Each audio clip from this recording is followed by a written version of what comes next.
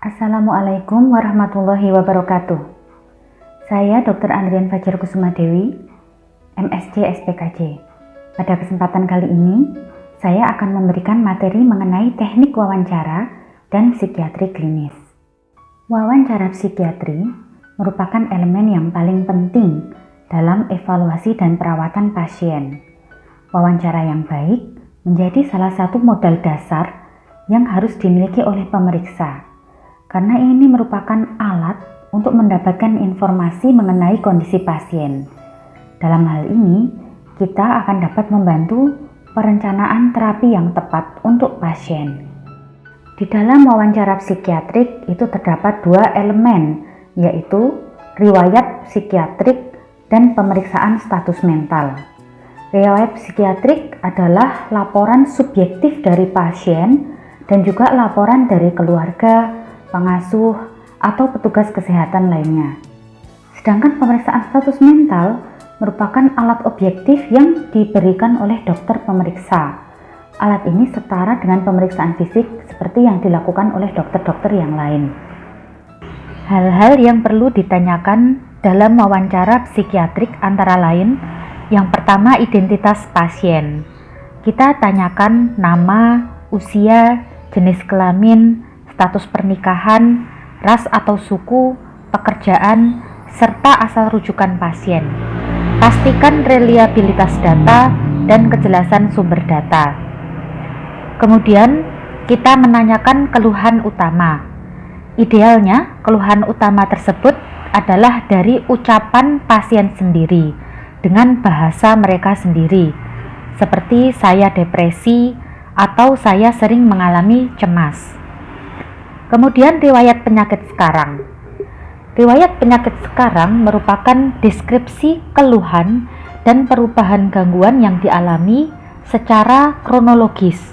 Nah, di sini kita mencatat apakah ada perubahan minat, hubungan interpersonal, hobi, dan kebugaran. Kita harus menggali durasi gejala dan fluktuasi gejala. Ada stresor atau tidak dari lingkungan rumah, kemudian apakah ada penyakit penyerta, apakah ada keterlibatan hukum, dan lain-lain. Kemudian kita menanyakan hal-hal yang meringankan atau memperberat gejala, seperti riwayat medikasi, dukungan, coping skill, dan lain-lain.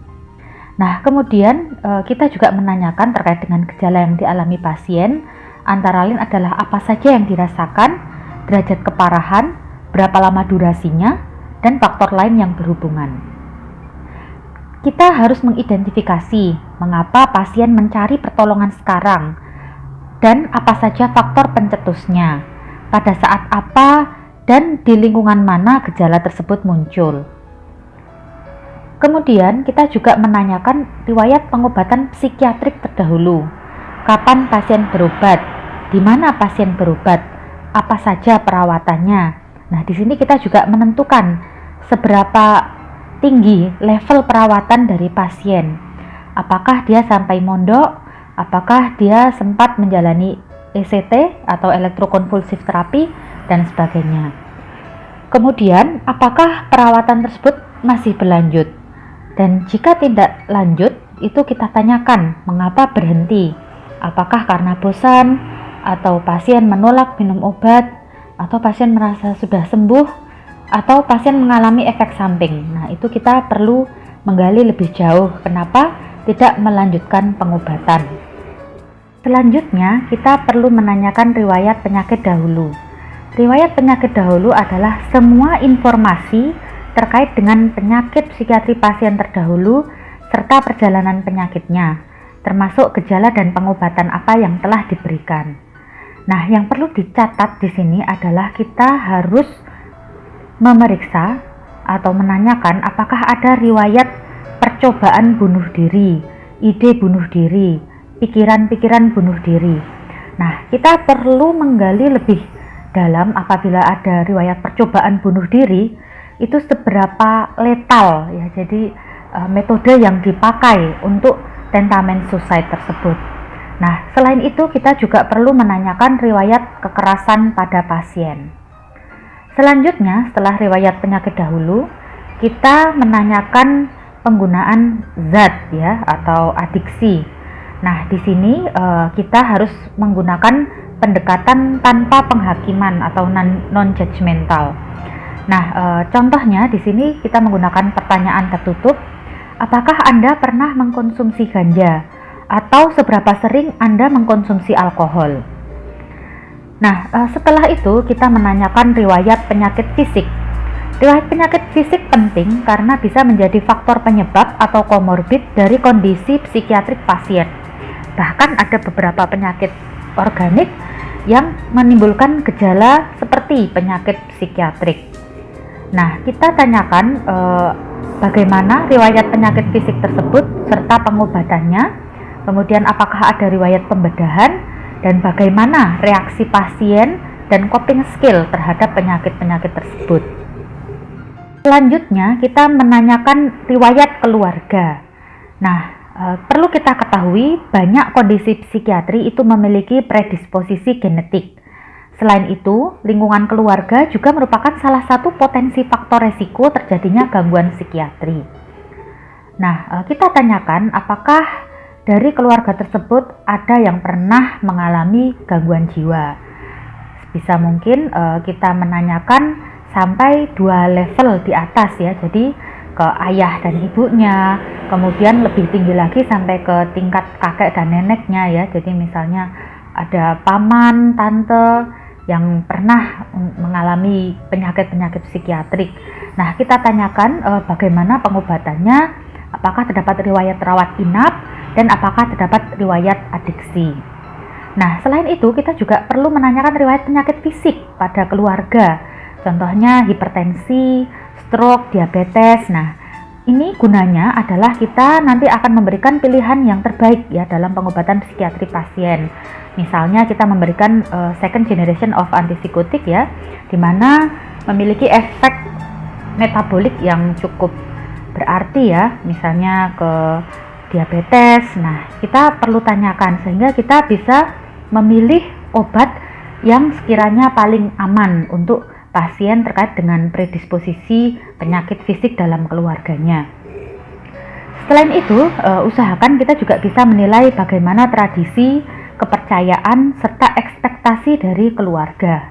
Kemudian juga kita menanyakan bagaimana keakraban hubungan antar keluarga tersebut untuk menentukan apakah pasien mendapatkan dukungan atau justru mendapatkan tekanan dari keluarga pasien. Kemudian kita menanyakan riwayat perkembangan dan juga psikososial. Nah, kita mengevaluasi perjalanan hidup pasien di tiap tingkat perkembangan. Kita harus mengetahui berbagai tahap perkembangan mental ya. Di sini khususnya ada perkembangan Freud ya, perkembangan psikoseksual. Kemudian ada teori psikososial dari Erik Erikson. Kemudian ada perkembangan kognitif ya dari Piaget dan sebagainya. Nah, itu kita evaluasi bagaimana pasien dalam tiap fase perkembangan tersebut. Selanjutnya kita menanyakan riwayat kehidupan seksual ya, seperti aktivitas seksual, kemudian perkembangan seksual, dan gangguan seksual yang dialami oleh pasien. Termasuk dari mana pasien mendapatkan informasi mengenai hal-hal yang berkaitan dengan seksual, apakah dari majalah, dari televisi, dan sebagainya. Nah, selanjutnya kita review ya dari sistem ya. Ini maksudnya adalah kita memeriksa pasien ya dari kepala sampai dengan kaki ya. Kita review, kita juga bisa bertanya kepada keluarga ya, apakah ada gangguan-gangguan ya dari badan pasien ya. Tujuannya agar kita tidak terlewat ya mengidentifikasi gejala yang tidak teridentifikasi dalam penyakit yang dialami, misalnya mudah letih atau ada kelemahan dari anggota tubuh. Bagian yang kedua adalah pemeriksaan status mental. Nah, namanya status ya, jadi ini sifatnya adalah saat ini ya, current atau recent gitu ya.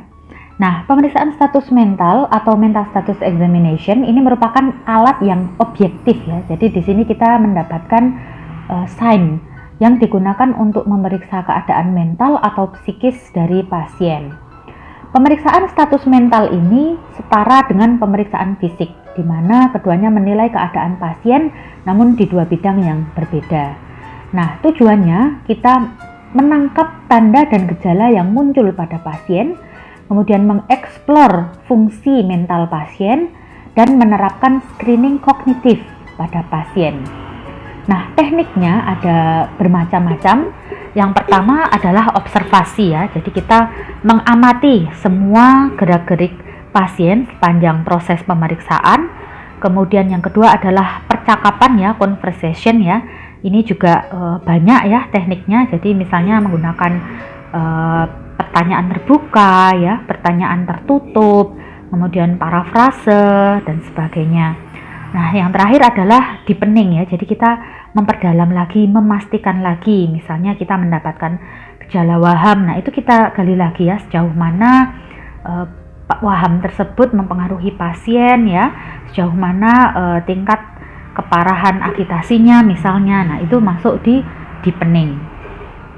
Dalam pemeriksaan status mental ini kita mengeksplorasi semua area dari fungsi-fungsi mental, dan kita di sini akan memprovokasi atau memunculkan bukti-bukti adanya sign dan juga simptom dari gejala-gejala gangguan jiwa. Nah, kemudian data ini yang kita kumpulkan melalui pemeriksaan status mental sepanjang dari wawancara yang tadi sudah dikerjakan ya. Kemudian kita juga menilai ya bagaimana interaksi dari pasien ya dengan cara observasi. Nah, sehingga nanti bisa mendapatkan gejala-gejala yang tidak dapat diungkapkan oleh pasien. Pertama adalah penampilan dan perilaku. Nah, pemeriksaan penampilan dan perilaku ini terdiri dari deskripsi secara umum bagaimana pasien tersebut terlihat dan bertindak selama wawancara. Nah, di sini kita melakukan observasi ya, dari usianya, kemudian pakaiannya apakah sesuai dengan konteksnya atau tidak, ataukah pakaiannya itu berlebihan ya, mismatch misalnya ya, jadi warnanya yang terang menyala, ataukah pakaiannya itu seperti sudah lama tidak diganti. Kemudian perhiasannya, beberapa pasien dengan gejala bipolar manik biasanya menggunakan perhiasan yang berlebihan. Juga cara dandanya bagaimana, kemudian kebersihan dirinya. Biasanya pasien dengan gangguan jiwa itu kurang memperhatikan kebersihan dirinya karena rawat diri yang menurun. Misalnya jarang sikat gigi, kemudian juga tampak rambutnya sudah lama tidak dipotong.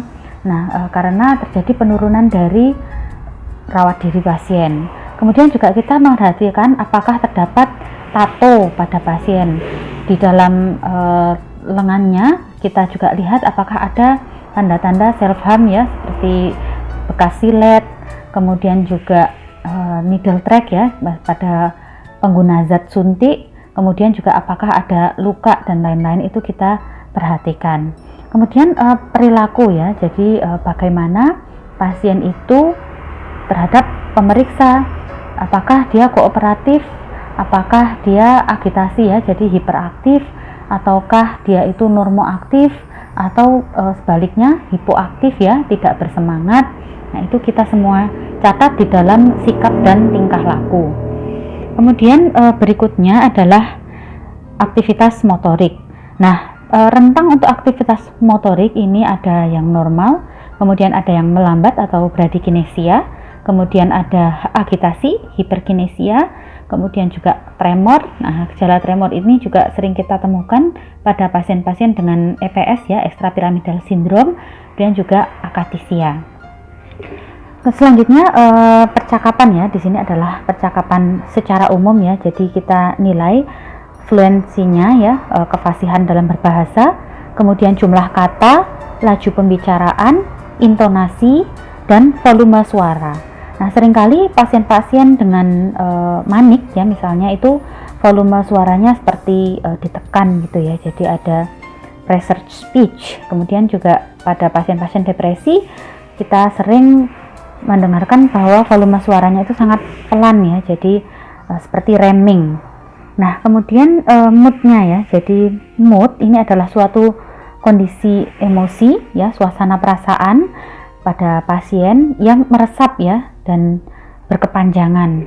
Nah, ini biasanya terjadi dalam jangka waktu yang cukup lama ya, minimal 2 minggu ya. Kita bisa menanyakan bagaimana perasaan Anda dalam 2 minggu terakhir atau dalam 1 bulan terakhir. Apakah lebih banyak sedihnya, apakah marah, bersalah, cemas, ya, euforia dan sebagainya. Kemudian afek. Nah, afek ini adalah mood pasien yang dapat kita lihat ya.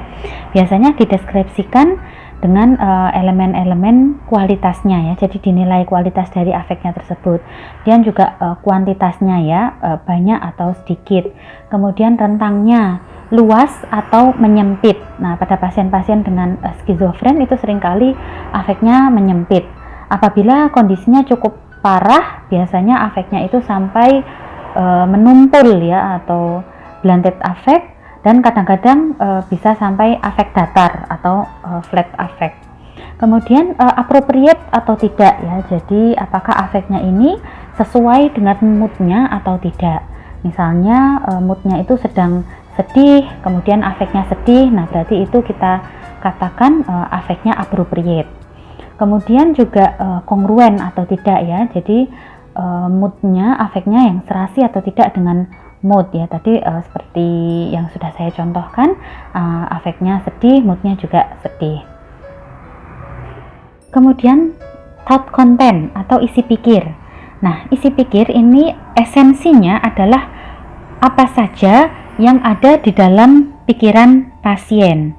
Nah, biasanya pasien ini juga secara spontan ya mengekspresikan apa yang ada di dalam pikirannya ya. Jadi kalau misalnya kita memberikan pertanyaan, apakah Anda yakin bahwa ada pikiran lain yang memasuki pikiran Anda? Nah, itu berarti kita sedang menanyakan gangguan isi pikir berupa waham sisi pikir.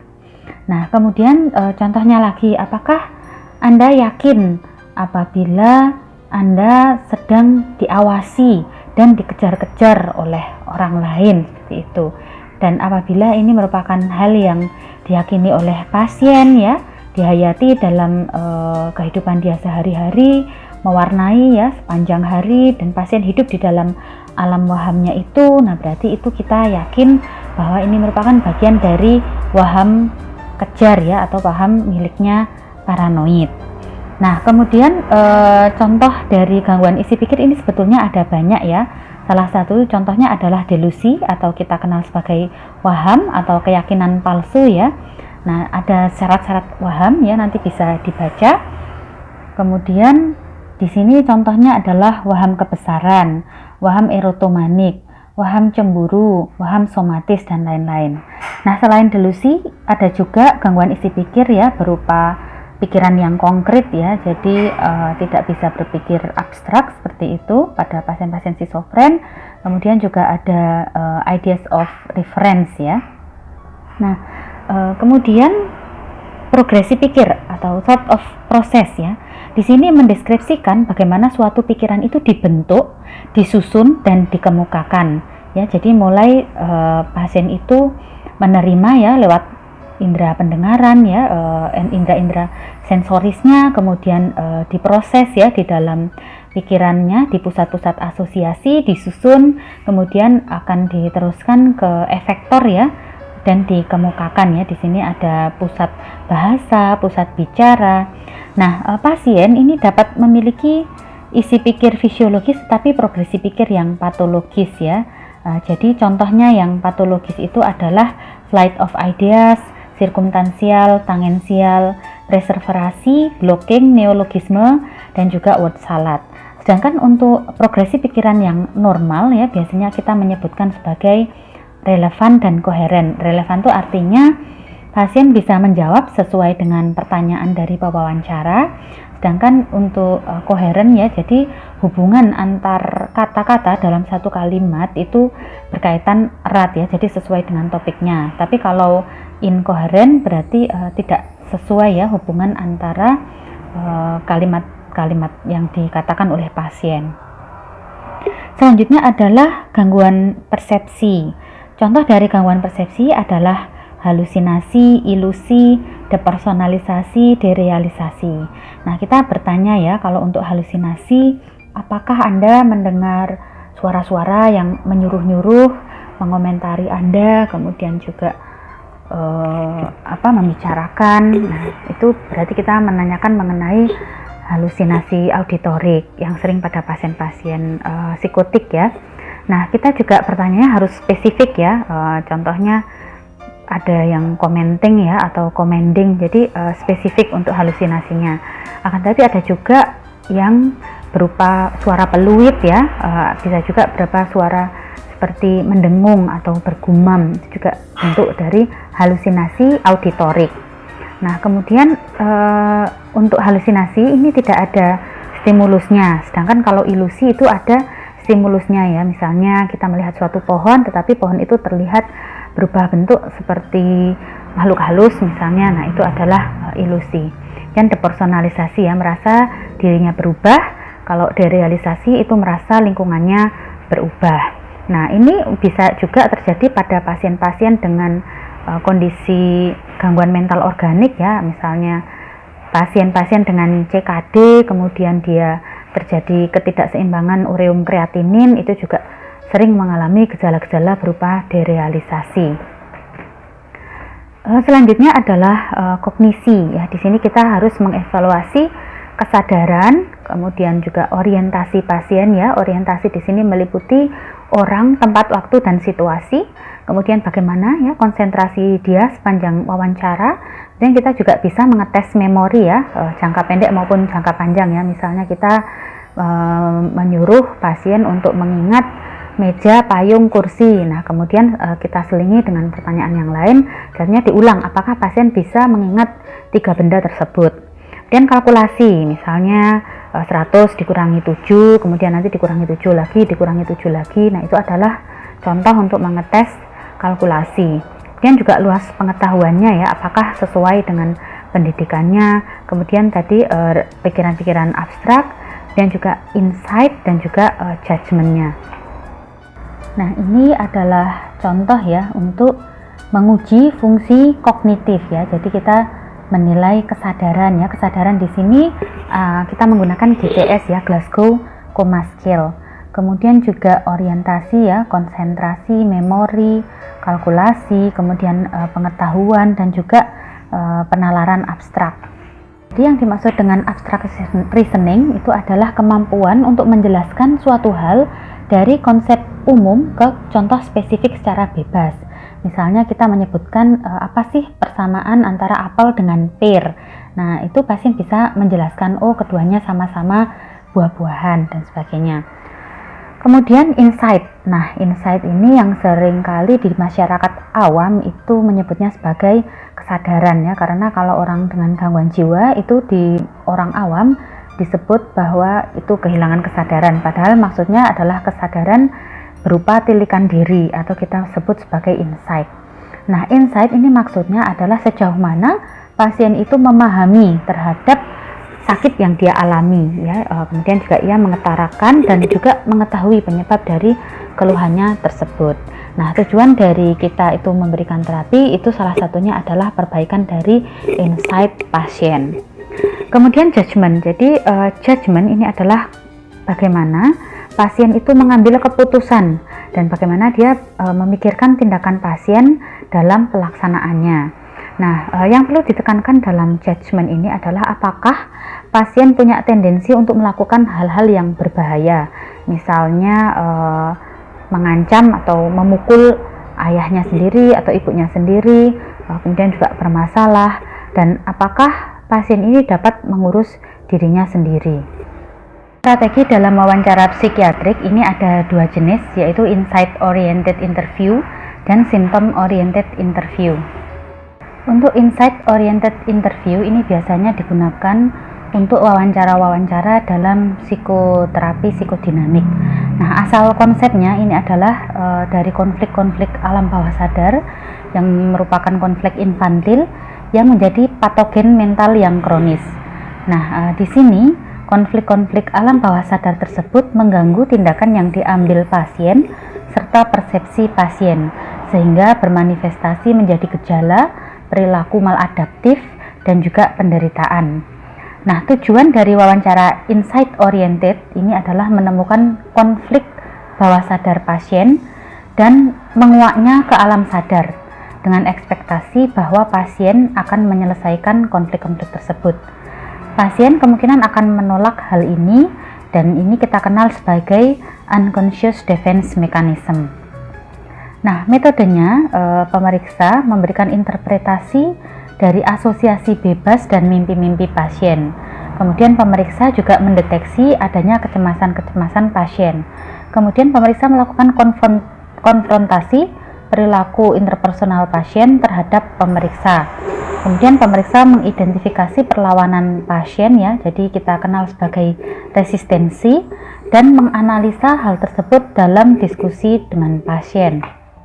Adapun symptom oriented interview berasal dari konsep bahwa gangguan psikiatri bermanifestasi sebagai kumpulan tanda, gejala, dan perilaku, memiliki perjalanan penyakit yang khas, memiliki respon terapi yang spesifik, serta kejadian yang cukup awam.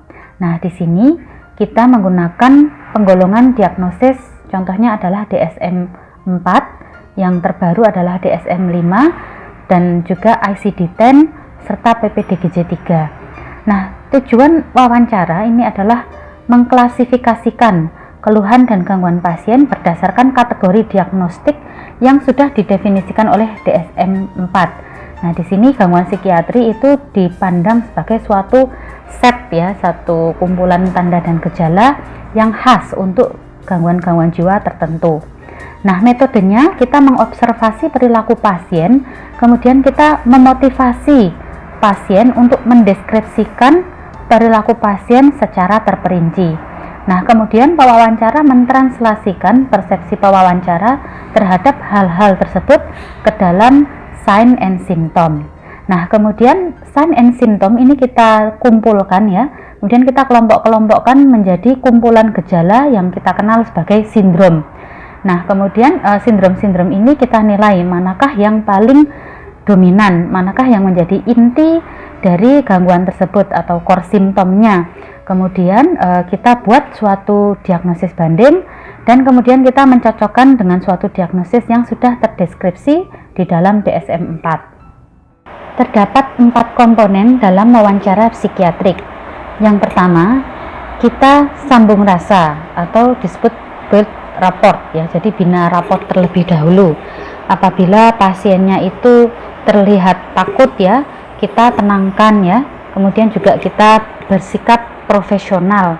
Kita yakinkan bahwa kita akan membantu pasien. Kemudian juga kita minta untuk pasiennya itu supaya bisa lebih tenang ya, kemudian tarik nafas terlebih dahulu dan sebagainya.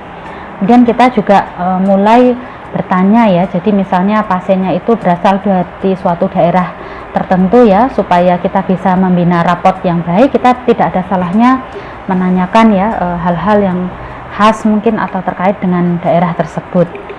Kemudian adalah teknik ya, jadi nanti ada beberapa teknik ya, ada untuk teknik pasien-pasien sulit ya, kemudian bagaimana untuk teknik dengan pasien-pasien depresi, kemudian juga pasien-pasien yang bicaranya banyak ya, logore misalnya, pada pasien-pasien manik itu memerlukan teknik tersendiri. Kemudian juga mental status assessment, yang terakhir adalah diagnosing. Nah, yang pertama adalah bina rapport. Nah, bina rapport yang pertama kita lakukan pembukaan agar situasi menjadi lebih nyaman. Pertama kita perkenalkan diri terlebih dahulu. Misalnya saya Dr. Andrian ya, kemudian siapa nama Anda. Nah, setelah itu kita berbincang mengenai hal-hal yang kecil untuk membina suatu persepsi yang sama seperti itu. Dalam bina rapport, pertama kita lakukan pembukaan agar situasi menjadi lebih akrab dan nyaman. seperti perkenalan diri ya, misalnya saya Dr. A, kemudian berbincang mengenai hal-hal yang kecil untuk establish common ground. Kemudian kenali tanda-tanda yang ditunjukkan oleh pasien. Tanda ini merupakan bahasa nonverbal yang sulit dikendalikan. Contohnya tanda-tanda di lokomotornya, kemudian behaviornya ya, perilakunya, psikomotornya, kemudian emosinya, kita bisa melihat ekspresi dari pasien, kemudian juga tanda-tanda verbal ya, dari suaranya, kemudian mode ekspresinya. Nah, setelah itu kita nilai penderitaan dari pasien. Temukan apa yang memperberat pikirannya. Lalu respon keluhan pasien dengan empati. Kemudian kita menilai insight ya. Jadi pastikan tingkat tilikan dari pasien. Apakah pasien merasa bahwa dirinya tidak sakit? Nah, kita pisahkan ya bagian insight pasien yang sakit dari yang sehat.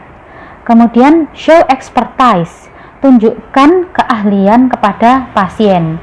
Kita bisa mengatakan bahwa kita kompeten dalam menangani masalah pasien, bahwa pasien tidak sendiri dan apa yang pasien alami itu sering ditemui.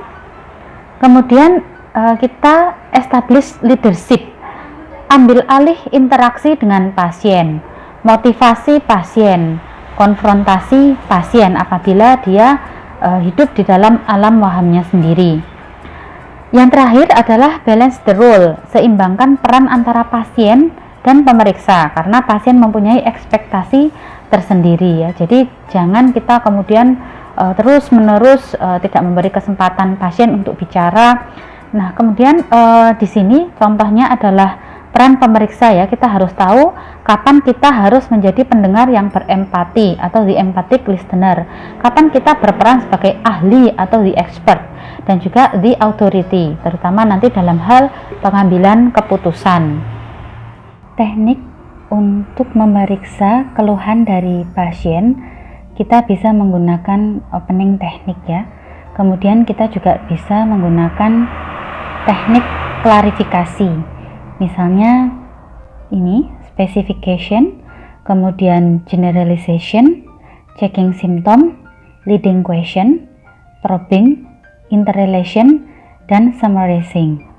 Nah, kemudian juga kita bisa menggunakan steering teknik ya. Jadi continuation, echoing, redirecting ya. Kalau misalnya pasiennya sudah mulai tangensial, sirkumtansial, kita segera kembalikan ke topik pembicaraan semula ya. Kemudian juga transisi. Nah, kemudian untuk resistensi ya. Jadi bagaimana kita mengidentifikasi perilaku resistensi dari pasien. Jadi misalnya kita ajak untuk membahas suatu topik tertentu, tetapi pasien berusaha untuk menghindari membicarakan topik tersebut. Nah, yang pertama strateginya adalah expressing acceptance. Jadi kita menunjukkan penerimaan, kemudian konfrontasi with konsekuensi, shifting, exaggeration, introduction to bridging. Nah, kemudian mengenai defense mechanism ya, jadi kita kenal ada banyak sekali defense mechanism ya. Ini kita catat ya, apakah dia menggunakan defense mechanism yang matur, misalnya altruism, atau yang menggunakan defense mechanism yang imatur, misalnya denial dan sebagainya. Nah, bagaimana kita menghandle adanya defense mechanism ini? Kita menggunakan teknik bypassing, reassurance, distraction, confrontation, dan interpretation. Di dalam pemeriksaan status mental, kita juga melakukan observasi ya. Jadi perhatikan semua aspek presentasi dan perilaku pasien, dari penampilannya, higienitasnya, kemudian kontak visualnya, kesadarannya, dan perilaku psikomotor. Kemudian juga kita melakukan conversation, jadi mengacu pada komunikasi santai dengan pasien. Nah, saat bercakap-cakap tersebut kita sebetulnya sambil menggali keadaan pasien saat pasien tidak menyadarinya. Sambil kita menggali komunikasi dengan pasien, kita juga bisa menilai orientasi pasien, tutur katanya atau speech-nya, kemudian pemikirannya, perhatian, konsentrasi, pemahaman, dan memori pasien. Yang terakhir, eksplorasi. Nah, eksplorasi di sini pemeriksa menggali pengalaman internal yang tidak ditunjukkan oleh pasien. Misalnya mood, itu kita harus menggali lebih dalam lagi. Motivasinya, persepsinya, isi pikir, tilikan, dan juga judgement dari pasien. Nah, di sini seorang pemeriksa yang ahli itu bisa memotivasi pasien untuk mau berbicara. Ini adalah tahap diagnosing. Nah, di sini kita harus melihat diagnostik clue, bagaimana ketidaknyamanan pasien, kemudian keluhan utama dari pasien itu apa. Itu kita harus menilai pola perilaku maladaptif pasien, stresor yang ada, dan juga konflik interpersonal. Dan kita juga menilai clue, tanda-tanda yang muncul pada pasien. Kemudian kita membuat diagnostik kriteria sesuai dengan DSM-4. Di sini adalah kriteria dari multiaksial.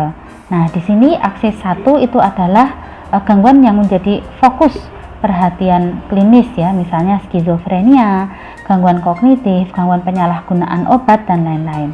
Sedangkan akses 2 di sini adalah gangguan kepribadian. Kemudian akses 4-nya masalah lingkungan dan psikososial. Sedangkan akses 3 itu nanti masuknya ke gangguan medis umum ya, atau juga masa hamil dan nifas. Nah, kemudian psikiatrik history ya. Jadi kita di sini menilai historinya. Jadi selain sign and symptom yang kita dapat saat ini, kita juga harus mencocokkan dengan riwayat psikiatriknya, karena kadang-kadang gejala itu bisa bersifat dinamis ya. Jadi pagi status mentalnya itu tension atau mungkin euforia, tetapi nanti sorenya bisa berubah. Akan tetapi kalau yang namanya psikiatrik history, karena dia sudah past, sudah lalu, sehingga ini adalah sifatnya tetap.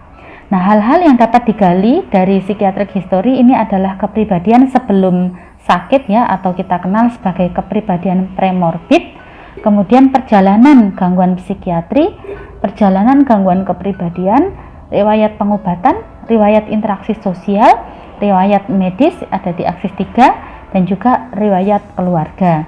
Nah, kemudian kita juga menilai apa strength-nya dan juga weakness ya, jadi kekurangan dan kelebihan dari pasien.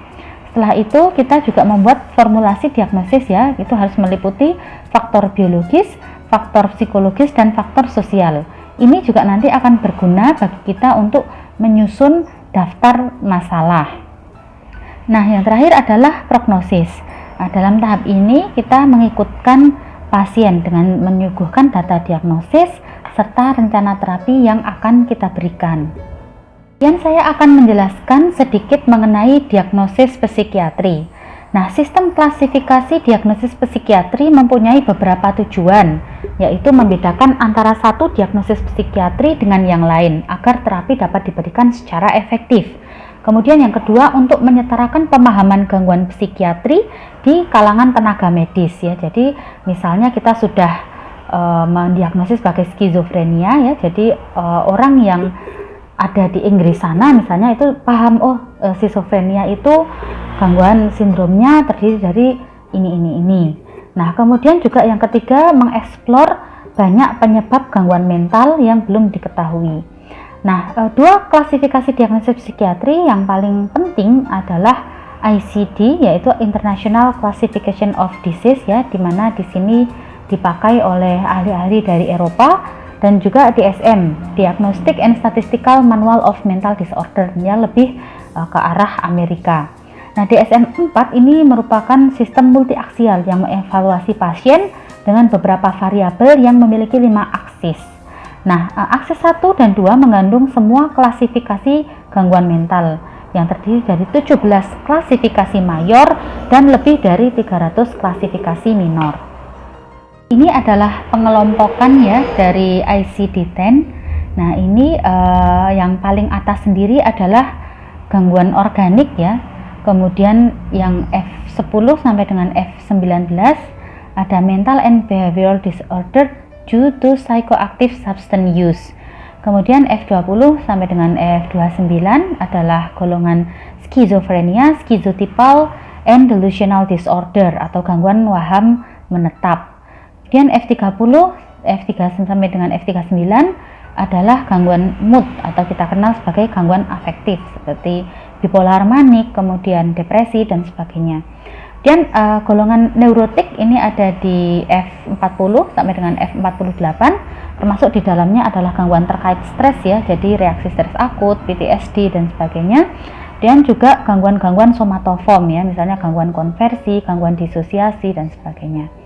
Nah, kemudian F50 sampai dengan F59 ini adalah sindrom perilaku yang berkaitan dengan faktor fisiologis ya dan juga psikis ya, misalnya gangguan-gangguan psikosomatis ya. Kemudian juga F60 sampai dengan F69 ini adalah yang berkaitan dengan gangguan kepribadian ya, misalnya borderline personality disorder, antisosial dan sebagainya. Kemudian F70 sampai dengan F79 ini adalah retardasi mental, di mana ini biasanya kita letakkan di akses 2. F80 sampai dengan F89 ini adalah gangguan berkaitan dengan perkembangan psikologis ya, biasanya terjadi pada anak-anak ya. Kemudian juga F90 sampai 98 behavioral and emotional. F90 sampai 98 behavioral and emotional disorder with onset usually occurring in childhood and adolescence. F80 sampai dengan F89 disorder of psychological development. Kemudian F90 sampai dengan F98 behavioral and emotional disorder with onset usually occurring in childhood and adolescence.